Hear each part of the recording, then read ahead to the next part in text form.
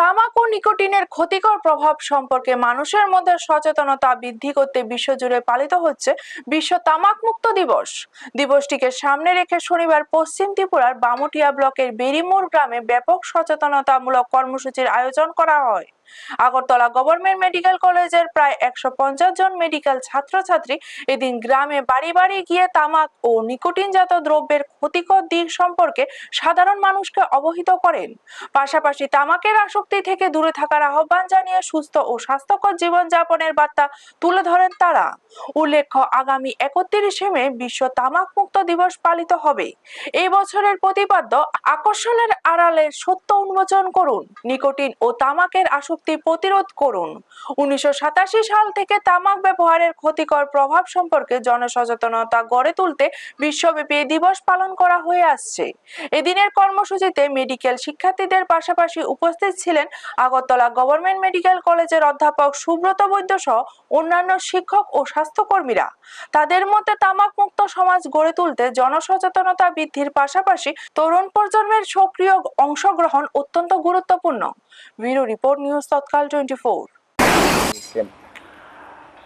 31শে মে হচ্ছে বিশ্ব তামাক মুক্ত দিবস। সম্প্রতি যে এনএফএসএস রিপোর্ট বেরিয়েছে, আমাদের রাজ্যে দেখা গেছে যে তামাক ব্যবহারকারীর সংখ্যা পুরুষদের ক্ষেত্রেও 50%, মহিলাদের ক্ষেত্রেও 50%। এই তামাক সেবনের ফলে আগামী দিনে ক্যান্সার, বিভিন্ন জায়গায় বিভিন্ন ধরনের ক্যান্সারের ঝুঁকি বাড়ছে এবং ক্যান্সার হওয়ার এবং প্রিমেচিউর ডেথ হওয়ার সম্ভাবনা থাকছে। তো এখন আমাদের যে মেডিকেল স্টুডেন্টরা আছে, যারা সেকেন্ড প্রফে আছে, ওদেরকে ফ্যামিলি অ্যাডপশন একটা প্রোগ্রাম থাকে আমাদের। সেই ফ্যামিলি অ্যাডপশন প্রোগ্রাম হিসেবে ওদেরকে ওদের যে ফ্যামিলিগুলি আছে, ওদের এই ফ্যামিলিগুলিতে আমরা এনেছি, ওরা যাতে ওদের ফ্যামিলিগুলিকে সেন্সিটাইজেশন করতে পারে, যেটাকে আমরা বলি ইন্টারপার্সোনাল কমিউনিকেশন, মানে মুখামুখি বা সামনাসামনি কথা বলা, যেটা একটা বেস্ট মেথড মানুষকে বোঝানোর। সেই কমিউনিকেশনটা আমরা স্টুডেন্টকে দিয়ে করছি। আজকে আমাদের প্রায় 150 জন স্টুডেন্ট আছে।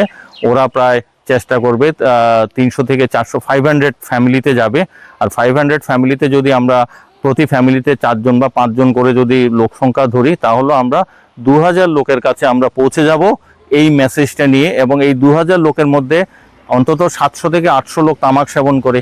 তো এখন ওদেরকে যদি আমরা মোটিভেট করতে পারি, আর বাকি যারা সেবন করেন না, ওরা যদি প্রতিজ্ঞাবদ্ধ হয় আগামী দিনে ওরা সেবন করবে না, তাহলেই আমাদের এই প্রচারের সার্থকতা আসবে।